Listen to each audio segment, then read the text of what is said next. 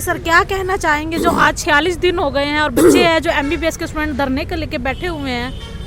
मैं बालाराम मजदूर संगठन से मजदूर लेबर का प्रधान हूँ। मैं ये कहना चाहता हूँ कि जो सरकार ने ये मेडिकल के ऊपर 40 लाख की जो फीस लगा दी है, ये 40 लाख की फीस तो मजदूर तो कभी नहीं भर सकता, और तो क्या 40 किले का मालिक भी 40 लाख रुपया बच्चे की पढ़ाई के लिए पूरा नहीं कर सकता। इस सरकार की तो आँख मिची हुई है, इसने देश का बेड़ा गर्क करना है और बेड़ा गर्क कर रही है। जब मेरे देश का बच्चा पढ़ाई नहीं कर पाएगा, मेडिकल की पढ़ाई नहीं कर पाएगा, कोई इंजीनियरिंग की पढ़ाई नहीं कर पाएगा, तो वो क्या करेगा फिर? या तो देश में डाकू बनेगा या अपनी आत्महत्या करेगा। तो ये सरकार इस देश को बर्बाद करने पे तुली है। मैं इस खट्टर सरकार को ये कहना चाहता हूँ कि होश में आ जाओ। ये 4 दिन तो आज पता नहीं किस किस को मिल गए, किस किस को मिलने हैं। ऐसा उठा करके फेंकेंगे कि बोर्ड के पानी भी मांगने वाला नहीं कोई होगा तुम्हारे में। अरे इन मेडिकल के बच्चे, गरीबों के बच्चा कैसे डॉक्टर बनेगा? गरीब का बच्चा कैसे इंजीनियर बन जाएगा जब 40-40 लाख रुपये फीस उनकी कर देंगे? कहाँ से वो बेचारे अपने पढ़ाई करेंगे और कैसे उनको पढ़ाएंगे? ये किसान के और मजदूर के बच्चे को बिल्कुल मजदूर से भी नीचे ले जाना चाह रहे हैं ताकि इनकी राजनीति की रोटियां सीखती रहे और ये मलंग जो है ना राज करते रहें। तो सर ऐसे में तो शिक्षा, स्वास्थ्य और जो रोजगार, इसका सिर्फ नाम ही रह जाएगा, खत्म हो जाएंगे, नाम भी नहीं रहेगा, भूल ही जाएंगे लोग कि कोई सरकारी नौकरी भी थी या कोई डॉक्टर भी था। आज एक छोटा सा दर्द हो जाए आँख में या जाड़ दर्द में, वो भी हम दवाई बगैर डॉक्टर के नहीं ले सकते, क्योंकि दवाई ऐसी है कि अगर कोई दवाई ले ली हो सकता पता नहीं जो दूसरी बीमारी फैक्शन करते हैं वो। जब हमारे देश के अंदर बच्चा डॉक्टर ही नहीं बनेगा, डॉक्टर होगा ही नहीं, कौन तो हमारे को दवाई देगा? किससे हम दवाई लेंगे? तो ये सरकार सोच कह रही है, हमें तो इस बारे में नहीं पता लगता ये नीतियाँ कौन सी रह रही है। ये पढ़े लिखे तो है नहीं, क्योंकि पीछे चला जाता है कि इन्होंने जो शिक्षा मंत्री बना रखे वो 10वीं फैल है। 10वीं फैल क्या शिक्षा मंत्री बनेगा? क्या शिक्षा के बारे में शिक्षा देगा? और ये खट्टर है, ये भी पता नहीं कोई सर्टिफिकेट 10वीं का ले रहा है बारे में, इनको क्या पता बच्चों को फिर से क्या। आपकी जो यूनियन है क्या समर्थन देती है? मेरी यूनियन मेरे इन बच्चों का पूरा समर्थन देगी। मैं मजदूर यूनियन से हूँ और मेरा मजदूर का बच्चा भी इसके अंदर है। हम तो 4000 भी नहीं भर सकते, 400 रुपये भी नहीं भर सकते हम तो फीस। ये तो 40-40 लाख की बात कर रहे हैं। और हमारे लिए तो इन्होंने एक और बीच में एक बहुत तगड़ा यानी रोड अटका दिया हमारे गरीबों को बर्बाद करने के लिए, कि अगर गरीब आदमी का बच्चा प्राइवेट स्कूल में पढ़ेगा 1200 रुपये उसको सरकार देगी, और यदि वो उसमें सरकारी स्कूल में पढ़ेगा तो 500 रुपये गरीब मजदूरी देने वाला सरकारी स्कूल में 500 रुपये फीस भरेगा। क्योंकि इनके बाप का स्कूल है वो, और वो कब तक हमारे को 1200 रुपये देगा? जब तक ये सरकारी स्कूल को इनको तितर बितर नहीं कर देंगे, ख़त्म नहीं कर देंगे। उसके बाद कह देगा मैं नहीं फीस 1200 देता तुम्हारे को, तुम्हारे पास फीस है 3000 तो दाखिल करो, नहीं तो ना। तो हमारा आने वाले भविष्य मजदूरों का, खास करके दलित समाजों का, जितने भी बरादरियाँ दलित समाज में आते हैं सारी अनपढ़ होने जा रही हैं। और मैं अपने दलित समाज भाइयों को ये कहता हूँ कि ये जागने का मौका है, सरकार से टक्कर ले। घर में बैठ करके ताश खेलना, जुआ खेलना या आवारागर्दी में मतलब अपना टाइम बर्बाद करना वो मत करो। सड़कों पे आ जाओ और सरकार से अपना हक मांगने का काम करो ताकि आने वाले भविष्य हमारे बच्चों के सुधरे रहें। आज एक 40 किले का जिम्मेदार का बच्चा 50-50 लाख रुपए दे करके ज़मीन गिरवी धर के ऑस्ट्रेलिया, अमेरिका, कनाडा, भारत देशों में जाता है। उसको ये भी नहीं पता बेचारेगा वहाँ वो रोटी करके खाएगा कि नहीं खाएगा, वह मजदूरी करने जाता है। अरे मेरे ने जो देश की सरकार है इनकी क्या आग फूट रही कि तुम्हारे देश का नागरिक है कि बाहर दूसरे उनमें देशों में जा करके जोड़ी फैलाता है, भीख मांगता है रोजगार के लिए, डूब के मर जाओ रे तुम। क्या कारण मानते हैं क्यों बच्चे, आज की युवा पीढ़ी विदेशों में कार्य करके राजी है, अपने देश में क्यों नहीं? हमारे नौजवान पीढ़ी बाहर देशों में काम करके राजी नहीं है, इनको मजबूर किया जा रहा है। जब देश में हमारे को रोजगार पूरा मिले, आराम मिले, रोटी मिले, हम क्यों धक्के खाएंगे बाहर? हम बाहर क्यों जाएंगे? ये सरकार की गलत नीति है।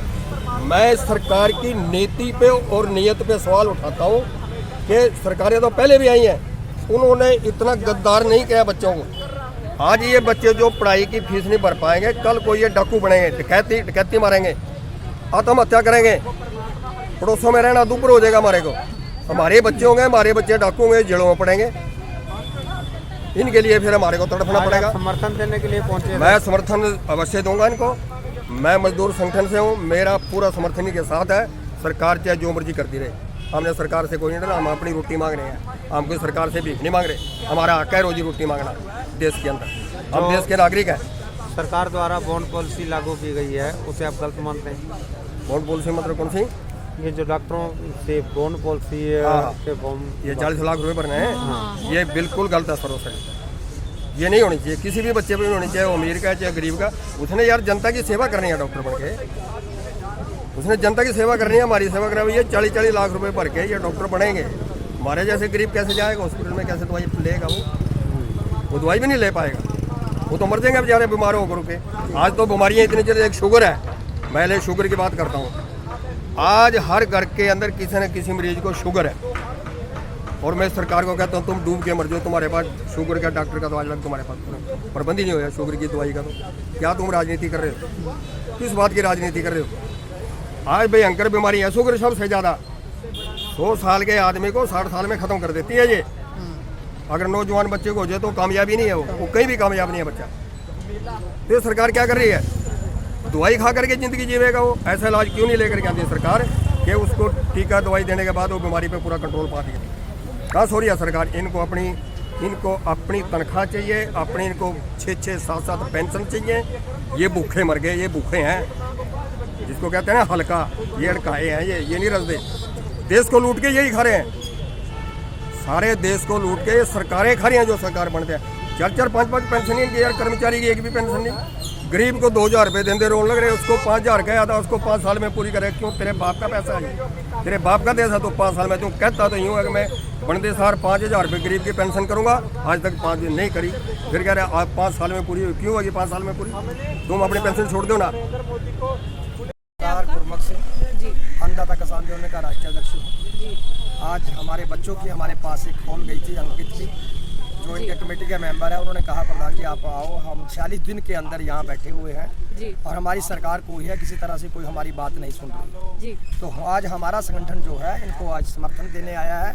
ये हम आपके चैनल के माध्यम से एक विश्वास दिलवाते हैं कि जब भी ये बच्चे जो हैं, हम अपने संगठन को सारी से बात करके और भी संयुक्त मोर्चा से बात करके हम पहुँचेंगे यहाँ, जब भी हमें ये बुलाएंगे। और मैं मोदी साहब से एक ही बात कहना चाहता हूँ सरकार से कि भाई आपका नारा है कि बेटी पढ़ाओ बचाओ, और वो ही बेटी आज जो पढ़ाओ वो आज सड़कों पे बैठ के अपने हक की लड़ाई के लिए 22 साल की बच्चियां जो हैं आज सड़क पे बैठी हुई हैं। ठंड का मौसम है तो इनकी जो मांग है वो 40 लाख एक बहुत बड़ी रकम होती है जो वो ये नहीं दे सकते। और इनको कम से कम, हम ये भी नहीं कहता कि सारी आपको माफ़ करो, जो गरीब बच्चा पढ़ता है उसकी तो बिल्कुल माफ़ होनी चाहिए। जो देने योग्य आदमी है उसका कम से कम 5-2 लाख रुपए, 10 लाख रुपए कुछ बाउंड किया जाए और इनको लगा सकता है। मगर अन्यथा ऐसे बच्चों पे एक बहुत बड़ा फैक्ट जा रहा है कि भाई एक बेटियाँ जो है सड़कों में बैठी हुई है, तो इन बेटियों पे तरस करते हुए सारा जो इलाका जो है वो यहाँ आएगा। और मैं प्रशासन से ये डीसी साहब से भी ये कहता हूँ कि इनकी बात जो है ऊपर बचाओ। और मैं भी खट्टर साहब से जो है मिलने वाला हूँ, इसी सोमवार को मैंने जो है खट्टर साहब से जो मैंने टाइम ले रखा है और मैं जाऊँगा और वहाँ जाके मैं बात भी रखूँगा।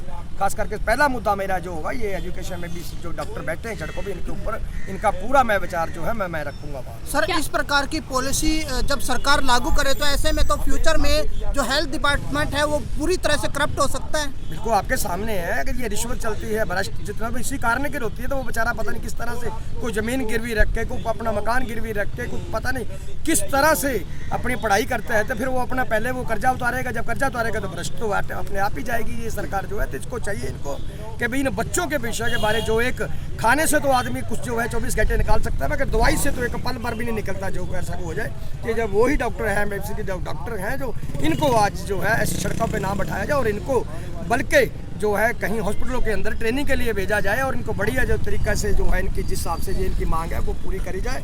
अन्यथा अगर नहीं करते तो जिस हिसाब से आज हम इनको समर्थन देने हैं, जैसे और भी सभी से मिल कर और इनके कंधे से कंधे मिला के इन बेटियों के साथ में बैठे हुए हैं और बैठे रहे। जी सर, क्या आपको भी लगता है इस तरह की नीतियाँ जिनके लिए बनाई जाती हैं इस तरह की नीतियाँ, तो उनसे एक बार पूछ लेना चाहिए कि सही है कि गलत है? बिल्कुल बिल्कुल, जिन बच्चों के लिए इन्होंने नीतियाँ बनाई है उनको किसी से भी, बच्चों से, उनके पैसे से किसी से भी नहीं पूछा जाता। सरकार अपनी मनमानी करती है, ऐसे मनमानी इन लोगों की नहीं चलेगी और ऐसे चलती रहेगी तो वो दिन दूर नहीं है। अगर सरकार बनाते भी ये विषय हैं, जिधर ये बच्चा हो जाता है उधर ही उनके माँ बापों को उधर ही जाना पड़ता है, तो वो ये सरकार बदलने में देर भी कोई नहीं लगती, ये बदल भी सकते हैं, सब कुछ कर सकते हैं।